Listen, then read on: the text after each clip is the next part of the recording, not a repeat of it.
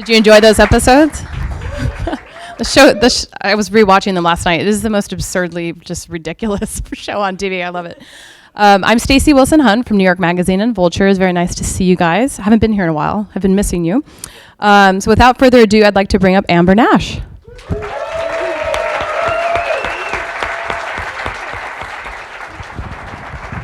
Thanks, guys.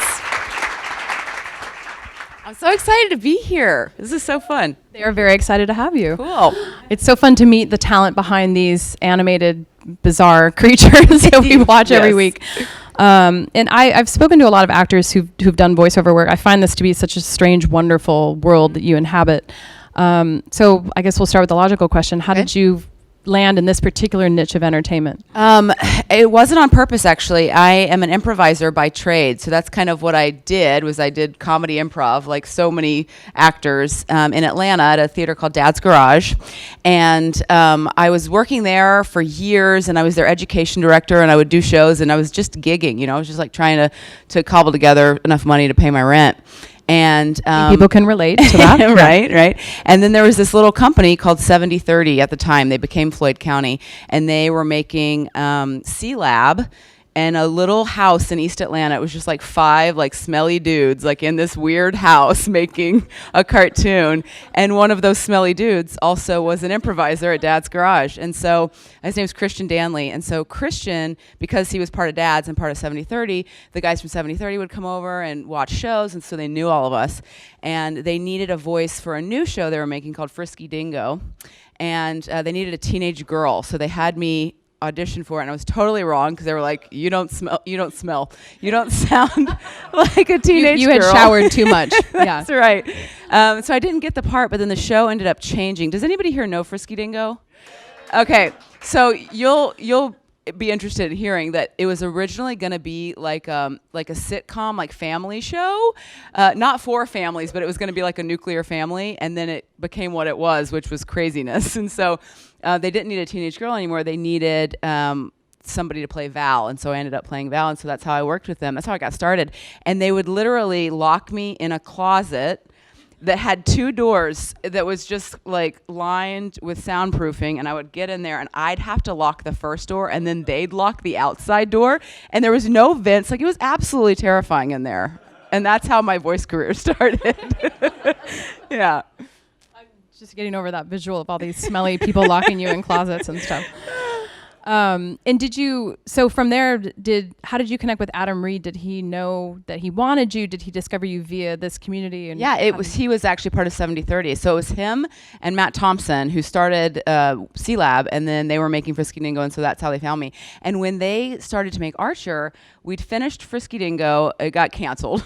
We got canceled after 2 seasons, and they were doing stuff for the DVD extras, and so they're like, hey, can you come by the house, and we need you to do a couple voice things. And so I went in and I did that, and then they're like, hey, we want you to see something. And there was a monitor, and it had Pam's head on it, and I didn't know who that was yet, and they had one of Val's lines coming out of her mouth just to kind of test to see what that voice would sound like coming out of her. And they were like, do you want to do this? And I was like, I don't know. Yeah, I just need a job. Like, just if you're going to give me, because they would literally pay me under the table. They would call me and they'd be like, hey, can you get here in 10 minutes? And I'd run over there, and then they'd pay me under the table. And there was actually a guy that was Mr. Ford, for the Frisky Dingo fans, and he was the guy that lived across the street that mowed their lawn for them, and that's how they got him as a voice actor, and they'd pay him in wine. Underbelly of the animated voices world. Yeah, I shouldn't be talking about this at SAG-AFTRA. Sorry, guys. SAG loves it when you talk about getting paid under the table. That's their big thing. So you get the job, and then I'm so always so fascinated in the mechanics of how these shows, because I've spoken to people who work on The Simpsons, and that's a completely different enterprise. Right. Have you always worked remotely in Atlanta? Mm-hmm. Okay. Yeah. So they animate the show there, so they make it there, and that's where all the real work happens. I live there. Adam Reed lives there, and he does the voice of Gillette also. and Lucky Yates also lives there, and he works at Dad's Garage too as an improviser. And so we go in and we get to actually see the guys. They don't have a studio at Floyd County where they make the show, so they just rent studio space. And we go in, and so I get to see the guys. So that's nice because the actors that are out here don't get the same interaction with them. John that we do. and pretty much everyone else is out here. Yeah, well, John and Jessica are in New York, and then everybody else is out here in LA. But I've recorded, like, I was on tour once doing an improv tour, and I recorded in Winnipeg. Like, they can record us anywhere, which is kind of the magic of it. Right. Yeah. And what would you say is the biggest misconception about being a voiceover artist? Because I think people have this idea that you're in there just counting money all day. You never have to leave your house. You have this beautiful booth inside your home. I mean, and maybe that is Hank Azaria, actually. Right. It's probably his life in New York. But what are some myths you can dispel about what is involved in this process? I think, and this is one that I believed too in the beginning, is once Archer happened and I realized what it was going to be and that it was like a successful show, like I think I'd recorded half the season before I knew that there was a bunch of famous people on the show. And then I was like, oh, this is kind of cool. And then I was like, well, I better start reading my scripts before I go in for recording sessions from now on. This is a big deal. So you would actually read just when you got to work? Okay. Yeah, because that's how I'd always done it before. And then I was like, oh, I need to take this more seriously. But I think the big misconception for me was that as soon as that happened, I was like, oh, well, now the phone's just going to be ringing off the hook. And it has not been like that. I still like audition, several times a week, just like everybody. And so I think being, at least for me as a voice actor, being on a successful show hasn't meant that now my career is just, on autopilot. Like I still work just as hard as if I didn't have the show, as far as like, beating down doors and auditioning and doing all that stuff. So that's been really interesting for me, but it's been good because I'm lucky because I have a job that pays my bills, but I'm still having to stay on top of everything and stay, I like while I'm in Atlanta is where I live, but while I'm out here, I'm taking a workshop with Charlie Adler, and it's just like you got to keep working and keep learning. Have you found that Pam has allowed you to get maybe auditions that you wouldn't have gotten before because people are either fans of the show or because what you do with her on the show is what they're looking for? Yeah, there was actually a weird one. There was an audition for a live action show. It was for a pilot, I think. And they were like, we want somebody like Pam. And so they sent me and I showed up and they're like, you're not what we want. And I was like, well, I just am the actress that voices Pam. And they're like, well, get out. They think you... Did they think all the actors look like the characters that they're playing? I guess they did. I was like, well, we'll see how this goes. Have you seen Jon Benjamin? He does not look like our leading man. No, he doesn't. He doesn't. He's very handsome in his own way. He just doesn't look like it. Yeah, he is. He is such a fun guy. Like he's like having a mean older brother with you at all times. Yeah. And I know a lot of people are interested in sort of the representation piece of this. And I always look at IMDb Pro because I'm always fascinated to see how many agents people have, whether it's for just regular voice work, whether it's for commercial voice work. I mean, it seems like the structure of the way you get these jobs is so different from just being a regular live action actor. Right. And so how has that worked for you, and how did you secure a team that has actually working with you to get jobs? It's actually been weird because I just got Archer because they knew me and they had worked with me before. I had an agent in Atlanta that was just like my regular agent, and things are a little bit different out there. Like nobody really has managers. People don't really know what managers are in Atlanta. And so I had an agent, and I was, I think, into season 2 of Archer, and I was doing a podcast, and somebody was asking me about representation, and I was complaining about how I didn't have a voiceover agent.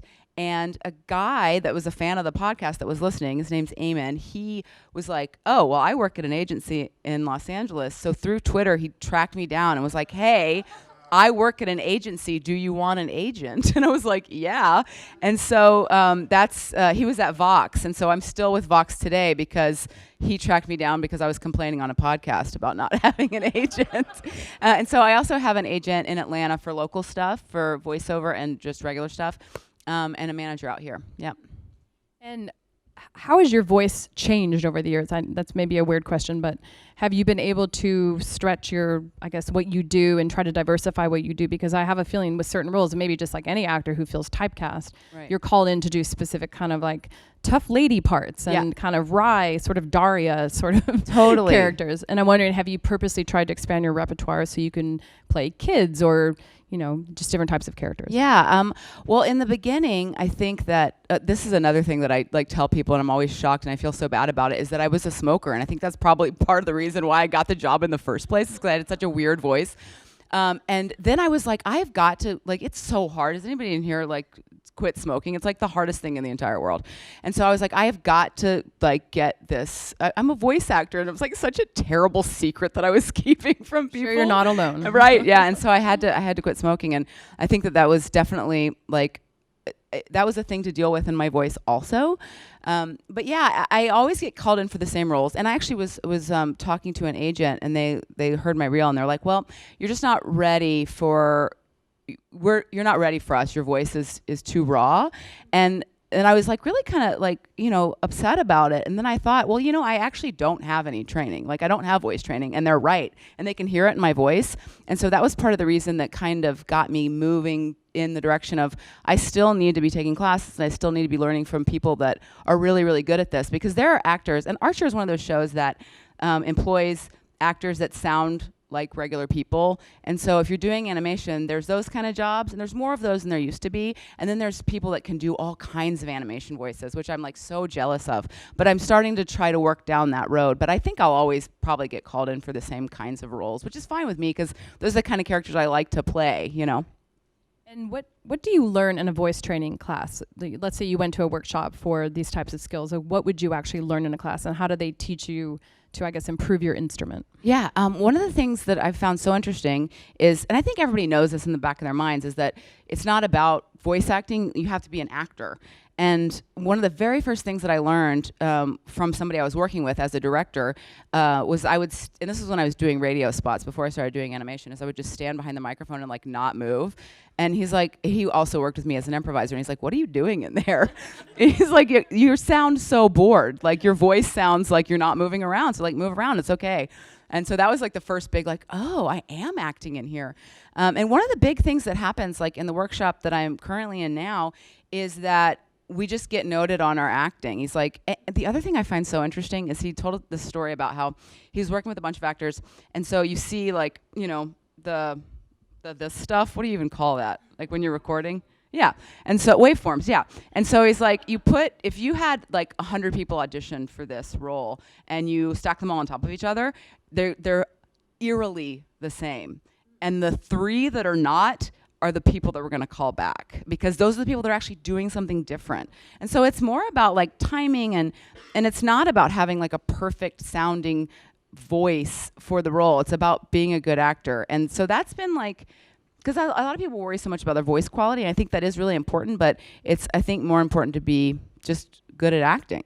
Yeah. You can always tell too when you hear someone doing a character who probably isn't a great actor, or I always think when The Simpsons bring in like famous people, yeah, like Mick Jagger does so, and you could, it's like we love those famous people, but yeah, there's a sharp difference between these people who are trained actors, or they'll have like scientists on the, just kind of strange erudite figures. Yep. And you can always tell, oh, right, that person's a genius in real life, but he's not an actor. Absolutely. Yeah, totally. You can absolutely hear it coming through. Yep.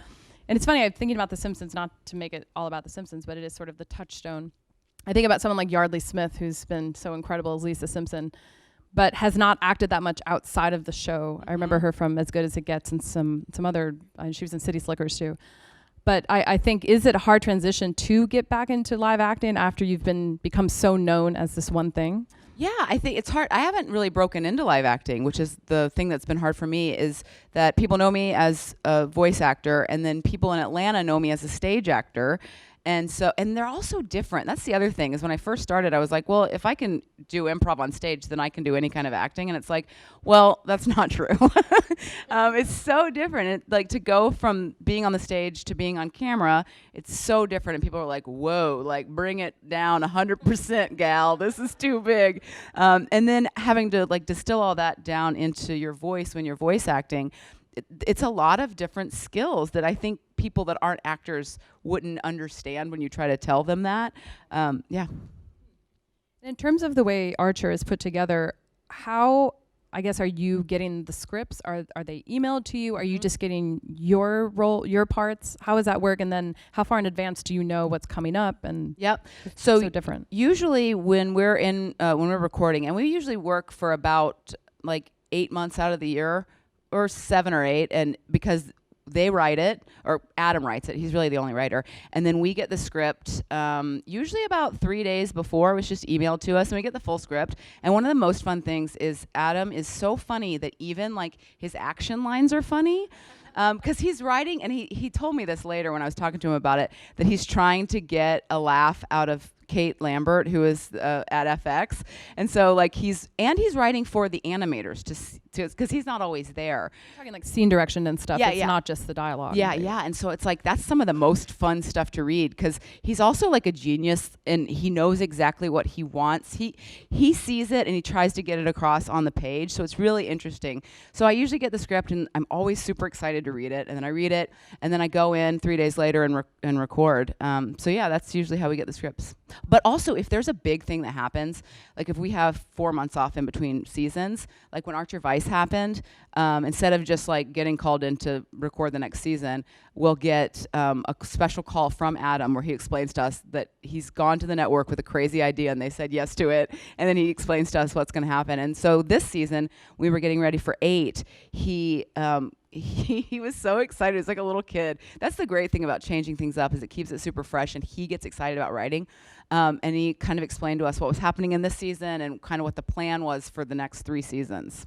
Yeah. Good job security. Yeah. Yeah. Well, we actually have a lot of great audience questions. Okay. So I want to make sure we get to many of these. Sure. So Ryan Kimball, where are you, Ryan Kimball? There you are in the center. Ryan would like to know if there were an episode where everyone, this is on Archer, had to voice a different character, who would you want to voice and who would you want to voice you? Oh you my meaning God, Pam, I that's assume. a great one. Okay.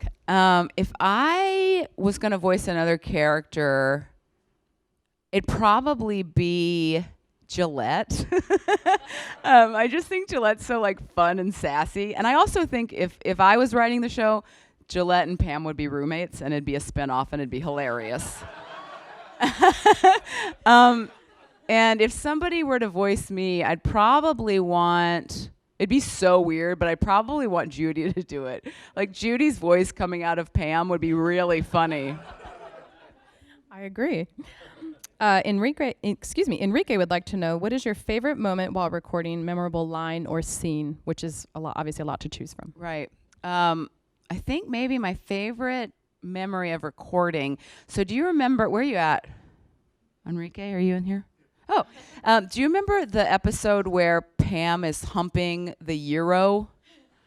Okay, so I was in the booth and they were like, it just said like humping sounds. And so I was like, okay, and I just like made some humping sounds. And Matt, the notes you got on those humping sounds. This is what happened. So Matt Thompson, who's the executive producer, was there and he's like, okay, watch me. And so I'm in the booth and he's on the outside of the booth. And he just goes around humping everything. Like, he's humping the engineer, he's humping a chair, he's just like humping all over for a long time. And so I just made the humping noises based on what he was doing. And then I was like, he's my boss. This is my job. It was the best day ever. Yeah. Oh, my. The handwriting's a little tricky. Is it Trevor Ritchie? Oh, sorry. He would like to know, are you allowed at all to improv? That's a good question. We get that a lot. And Lucky and I have been improvisers for like 20 years. And I think that Adam likes working with improvisers. And when he did Frisky Dingo, all the exticles were improvisers, even though they didn't talk that much, but they were all kind of jackasses. And I think that's what he wanted to get across from the performers. So he hired improvisers. And so honestly, the scripts are so tightly written that there's not a lot of need for it. And it's usually kind of early in the morning and I'm like, my brain's not working. But the times that we do it is when like there's an everybody line. So like somebody's been shot and everybody's in the room and we're reacting to it. And so that's when little things like that will happen. Or somebody will be like, oh, well, Jon recorded this already and this is what he did. And so then we'll get to jump off of that.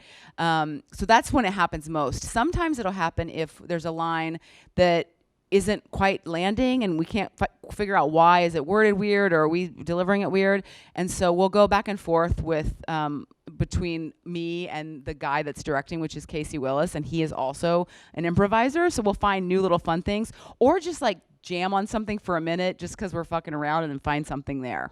Yeah. And then, and on that front, would you then go back to Adam and say, we really think this line isn't working, or you guys just sort of troubleshoot it on your own and sort of figure it out in the moment? We do the written line just in case, and then I think they pitch it to him later to see if it's probably cool. Last resort to have him rewrite. Yeah. I'm guessing. Okay. Natasha would like to let you know that she's very interested in getting into voiceover work, and if you have any tips on actually getting into the craft. Yeah. What I usually tell people is the hardest part, I think, in the very beginning is that you don't have anything for your reel because you haven't gotten paid to do anything yet. And so at least for me, and I come from Atlanta, it's a little bit different there. The market's different, but I did some work for free so that I could get a good quality recording of my voice. And I was like, the amount of work that I'm doing is worth the price of having this for my reel. And so I did a lot of work for free in the beginning. And I think too that it helps, like I said before about the whole acting thing. Like I got into it kind of through improv, and so like my character voices come from that place. And so if you haven't done something like that, like a sketch class or an improv class or just like a general acting class, I think stuff like that can be really helpful to kind of get you into that place. And there are so many incredible workshops, like so many incredible teachers out here. Pat Fraley, Charlie Adler's who I'm taking the class with right now, who's incredible. He's doing classes, I think, at Salami Studios always.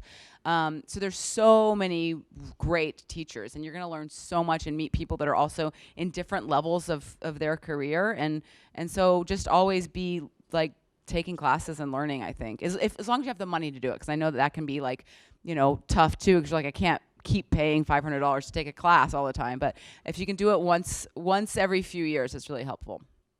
And are, I guess, clients receptive to you saying, I'll do this for free? I mean, is that a weird situation where you offer to do, a local commercial or whatever the case may be? I mean, are people receptive to that? Well, I never offered to do stuff for free, but I got asked to do stuff for free, and I said yes. Yeah. I mean, just for the portfolio building aspect of it. Yeah. And also, like, I've found people, I have a friend who's a creative director at an ad agency, and he's actually the one that kind of got me into doing like voice stuff for commercial work. And so sometimes people like that will kind of help you out too, if you've got a friend that can help you kind of get in the door a little bit, or get copy, or get good copy to practice with is nice too. And do you have, I guess, an example of an embarrassing gig that you had to do just for the sake of doing it? Oh my God, there's been so many embarrassing things that I've had to do over the years, which you guys all know because you've all done it too. Trying to do it. They're trying to be embarrassed. I had to do this weird, like, it was for a thing called Monkey Joe's, which I guess is, do you guys have that out here? I don't think it even exists in Atlanta anymore, but it's like a place where kids go act bananas. So it's like, there's like bouncy balls. Like Chuck E. Cheese's? Yeah, but like all that, and it's huge, I guess. I don't know. I just read the copy for it. And I was recording it with my friend's kid, because they needed like a kid's voice. And so it's like completely unprofessional. This guy just found some friends to like record this terrible copy for a radio. It was just a nightmare. And it was like Monkey Joe's, like something I was totally inappropriate for. But yeah, so that was fun. I have friends who do voiceover for pharmaceutical drugs. Mm-hmm. So I'll be making dinner and I'll hear, I'll recognize a voice that this will affect your stool. And I always just wonder, like, that you're in, but I guess you're getting paid so much it doesn't matter when you're having to say stool. Totally. You're like, I'll say whatever you want. Yeah. So we touched on this briefly, and is it Tegan or Tegan? Tegan? No, Tegan. Tegan would like to know if you'd be interested in working on a spin-off series geared toward Pam, which I think we've just cracked the nut on that just now. So. Yeah, I've got so many ideas for spin-offs. Have they actually talked about spin-off potential? No. Like, seriously? Well, okay. One time Adam, he was probably just like trying to get me to stop talking about spin-offs, but he said that he wanted to do a spin-off called Poovy Files that was based on the Rockford Files. But I think that's kind of what this season is coming up, but I'm not the main character. Another thing that I was like always begging him to do, I think that Pam and Gillette being roommates is a great idea that we came up with together. But the other one was that I wanted there to be like a Poovy Farms spinoff where I get to play all the characters like Nutty Professor. And then we had the Edie episode where we got to meet Pam's sister, and Allison Tolman was the voice. But I was like, I wanted to do the voice of all my family members, Adam.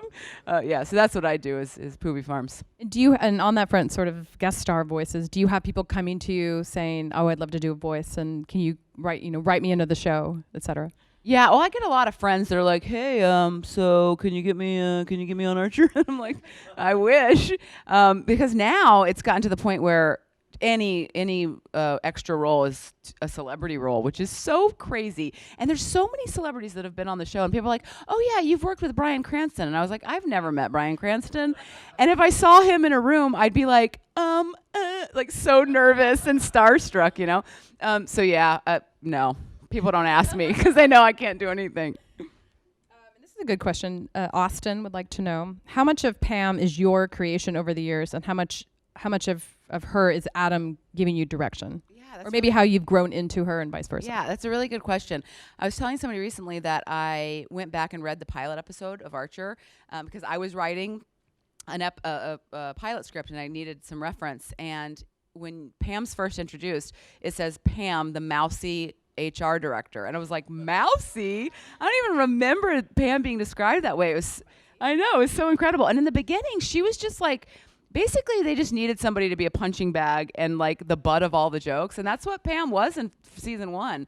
And then I think Adam got to know all the actors really well, but luckily because we live in the same city, I actually get to see him more than everybody else. But he, I think, needed somebody to, like in a script at some point, needed somebody to do something. He's like, well, we'll have Pam do it. And then he did that a few more times, and then Pam's like weird talents started to grow. And so now she has all these like badass things that she's capable of doing. And so I think part of it was that he needed somebody to fill that role, but then I also think it's because he got to know what I was capable of and what a lot of the actors are capable of. And that so I think on every show. Yeah. Really. So I think that's how the character grew. And I'm so proud of the character. Like, I really think it's so fun, and I'm so lucky that I get, like, when I read a script and there's some like really horrible, dirty lines in there and I get to say them, I'm like, yes.